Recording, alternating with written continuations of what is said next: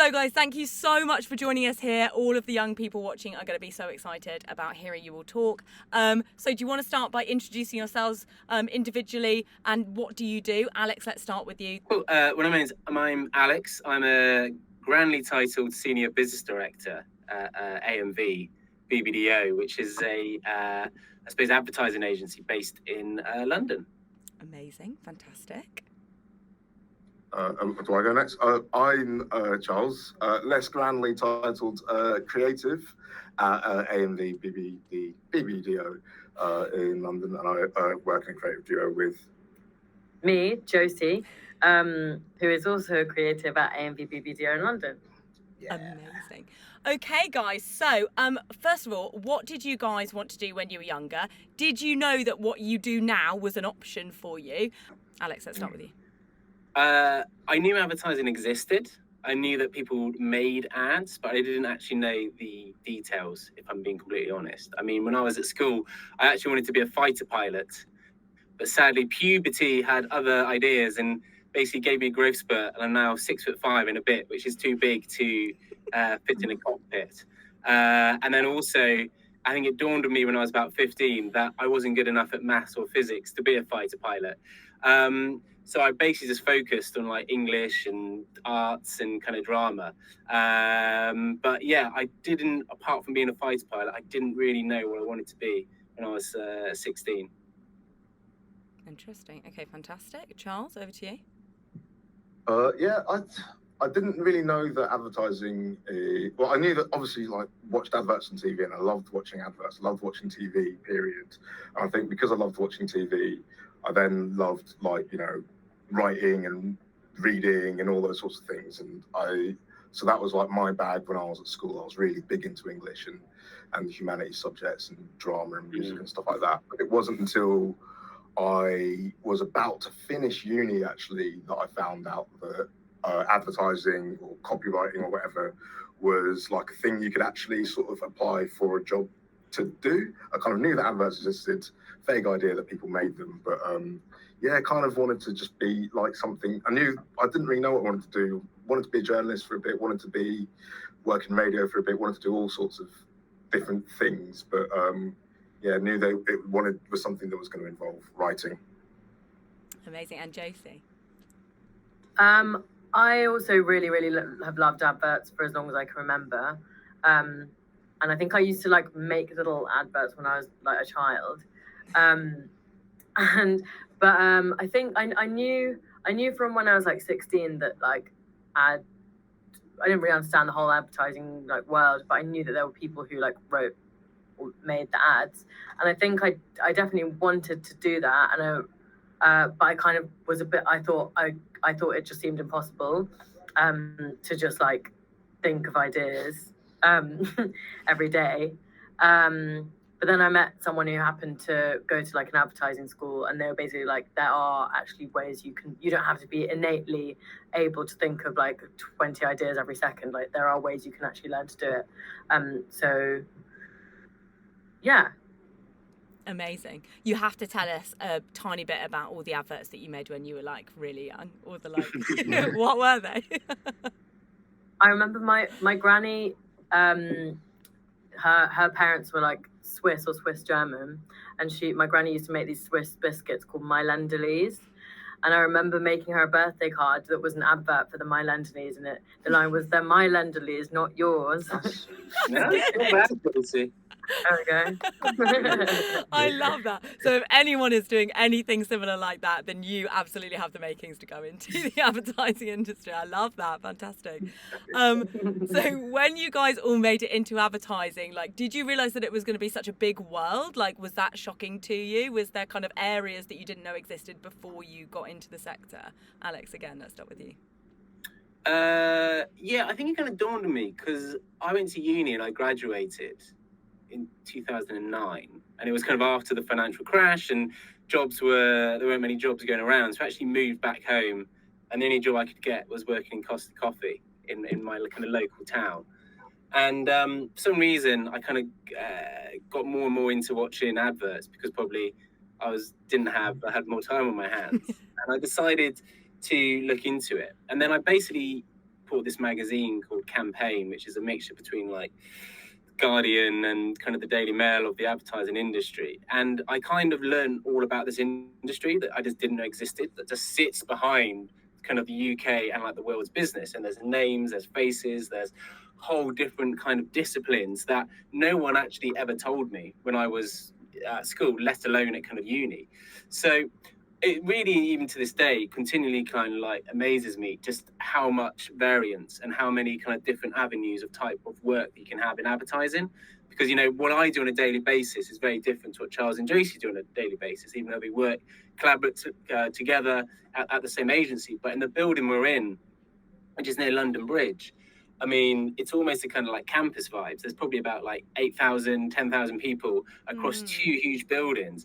And people just do a variation of all sorts, from websites through to film, through to print, through to like customer experience. It's brilliant. And like I say, it's considering how big the industry is, it really is sometimes a bit underreported at everything that you can do. I don't know if that kind of matches what Charles and Josie would kind of think as well. Yeah, guys, do you agree? Yeah, definitely echo those sentiments. Like, you know, I think definitely like a similar sort of story around the time I left uni and sort of figured out that advertising was interesting to me, and I was starting to find out more things about it. Like, going on sites like Campaign or Ad Age or like Creative Review and just finding out all these different things. And it is, it is, like Alex says, like it's just super vast, and there's so much. There's so many different ways you can fit into it. Like, you know, you could have a role like Alex's or a role like ours, or work on the production side, or work on the sort of all sorts. And I think that's one of the greatest things about it, is it's like this industry that sort of accommodates all forms of creativity, whether that's drawing something on a sheet of paper or thinking about a brand differently, and, you know, type things. It's really cool. Yeah, definitely. Yeah. I mean, I don't have too much to add to that, really. I mean, it's really really exciting. Really exciting. Yeah, no, amazing. And there are absolutely, honestly, guys, there will be thousands of students watching this as well. So all of them completely different to each other. Hi, everyone. And so it is really important to stress that it is an industry for absolutely everyone. Anyone who wants to get involved, there is always a place. And it's not just, you know, the super creative roles as well, right? There's lots of other things that you can do, like, you know, like the legal, like the HR, like all of these kind of things. You know, lots of the kind of organisation roles as well. I imagine there's loads of those, the project management stuff. I think so. 100%. Yeah. Exactly. Yeah. So I will caveat as well, though, like I do think that everybody is creative, whether you're working in a role that has that in the title or not. Like anything, you know, organizational stuff and things like that, you know, from HR to sort of people managing to all that sort of thing. It all involves sort of creative thinking, and especially the people who don't think they are creative are probably as creative as anybody else. And, yeah, I love that. Yeah, great point to make. Very good point to make. Problem solving and innovation in any form, that is creativity, totally. Exactly. Completely agree. Okay, guys, so let's end really quickly on AMV. What are the things that that they do as a company to help young people get into the space? Are there any kind of internships available, maybe apprenticeships, any schemes like that, programs? Open days, any initiatives that you guys get involved in as well, other than this, obviously?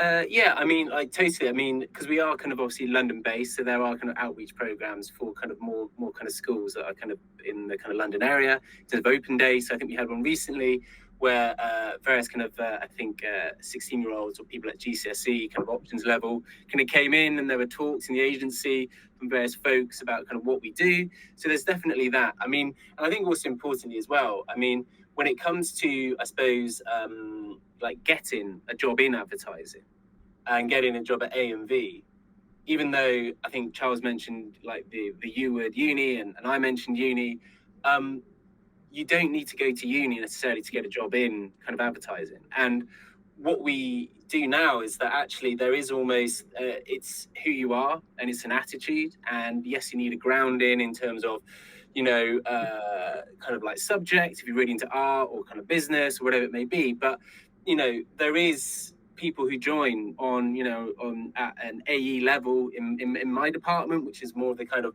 organization and kind of business side, who don't have a degree, and who are there just because of the enthusiasm and like the force of personality. So you can absolutely kind of reach out and kind of do that. There's so many ways into this industry, and I think it really rewards a sense of kind of like kind of up and atomness, if that makes sense. Reach out, because I definitely applied and hammered and picked up the phones to agencies, and people do like respond to you, which I think is really rewarding. Amazing. And there's so many agencies, aren't there? I think that's something to also stress is yeah, Josie's like, yes, absolutely. I feel like the more I find out about the world, the more people we interact with in the agency world, the more I'm like, oh my goodness me, there's so many, which is so exciting, and all over the UK, right, as well. It's not just in London. So I think that's, I mean, if you just Google, I mean, anything, you'll have local agencies in like your hometown who do stuff with local businesses, or in like your county or in your city, and you get agencies that in like London or Manchester that do regional stuff or national stuff or even international stuff. It's a whole, if there is business and there is like a sense of kind of like or you want to get a point of view across, or a campaign or a kind of product, there will be an advertising kind of agency there that you can obviously tap up and you can look into. Amazing. We've only got a couple of minutes left, guys, so I'm going to ask you a really quick question. What is the advice that you would give to your 16-year-old self if you could talk to them right now? And we're actually going to start with Josie this time, because you've always gone last.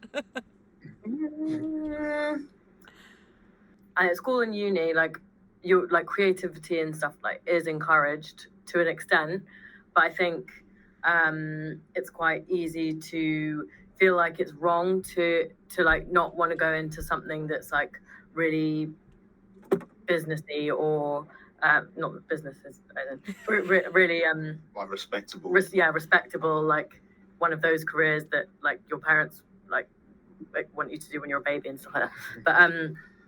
But yeah, like just keep, I don't know if it's cliche, but like keep doing what you want to do and like really follow that. And I think, not everyone wants to do advertising, but there's like advertising has such a big spectrum of different things that people might want to do, that advertising might well have something for you in that if you keep doing that. I love that. Yes, advertising's got something for everyone, totally. And it's important to feel strongly, passionately about what you do, definitely. Charles, over to you. Me? Yeah, I would say advice to give to my 16-year-old self, or any 16-year-old. I think like scientifically, like when you're that age, like your brain is at its like most spongiest, and it's like you don't want to get to like, I don't know, 35 and be wishing that you'd learned to do something. Like now at 16 is the best time to like Josie says, any interest you have down, anything you ever wanted to learn, you decide one day you want to learn how to code, or like how to swim a marathon or something, I don't know, anything, like now's the time to do it. And I think oftentimes, jumping off your point, Josie, like there are things that people older than you, or your parents or your family, whatever, will say, oh, don't waste your time with this, do this instead. And I think oftentimes a lot of the people who did this instead spent their lives wishing that they'd done the thing that people are telling you you're wasting your time doing. So just always, it's a great time to learn when you're 16. So just teach yourself anything and just jump at any opportunity that comes your way. Love that. Be keen. Great advice. And Alex, over to you finally. I think just be kind to yourself. I mean, I think if I'm like 34, so I can still remember a little bit what I was like when I was 16. And I think I was actually quite harsh on myself, that there were some people who were kind of better at me at things, either school, and people who knew really confidently what they wanted to do as a career. And I was a bit like, should I know that? And was probably quite critical. So I think be kind to yourself. And I think actually just focus on, to Josie's point, the things that you love. And, in the context, I suppose, of this chat, these subjects at school, even those hobbies or those, side hustles that you may be doing outside of school, and focus on that, because they are probably in some shape or form will help guide you to whatever you ultimately want to do.